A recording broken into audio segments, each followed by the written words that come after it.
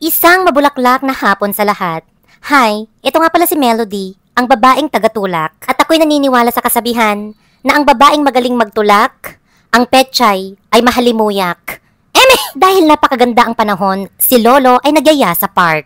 Bilang isang caregiver, ginawa ko naman ang aking part. Kaya naman si Lolo ay natuwa at nagawang pumalakpak. Habang si Lolo ay nakaupong nakasalampak, si Melody ay naghanap ng bulaklak. Dahil once again, naniniwala tayo sa kasabihan na ang babaeng mahilig sa bulaklak, sa gabi, ang pawis ay tagaktak.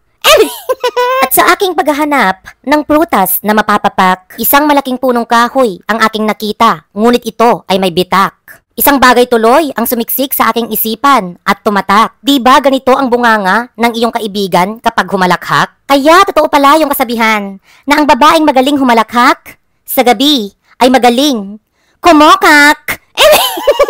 Kaya naman dahan-dahan sa paghalakhak o sa pagkokak dahil baka kapitbahay mo ay nakainom ng alak at baka may dalang itak. Kaya, good luck!